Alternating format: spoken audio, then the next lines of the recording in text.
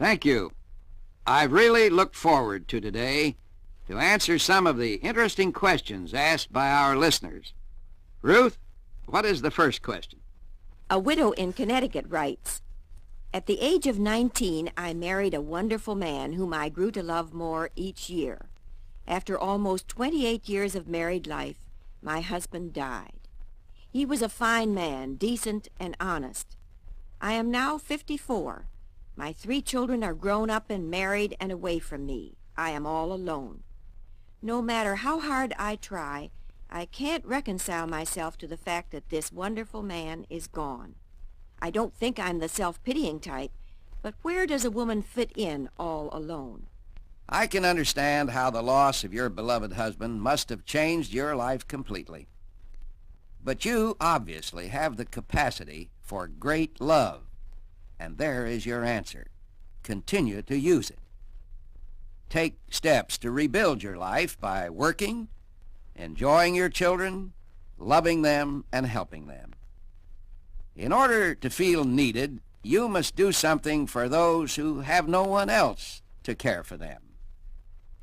Have you considered helping in your church, in your local hospital, or other community activity? And then, there must be some old neighbors around. You can visit and aid with their problems, or just give them love. I'll have another letter after this word. From Los Angeles, this listener writes, "People in families very often refer to a child as taking after the father or the mother. Despite its obvious vanity, do you think this practice is bad? I mean, do you believe that unconsciously it gives the child an outside image that he must identify with, whether he feels like it or not?" Well, Ruth, I'm glad our children take after you. Oh, thanks, Norman. After all, parents deserve the pleasure, maybe, of a little pardonable pride. And the reappearance of family characteristics can have a salutary effect in keeping alive some fine old traditions.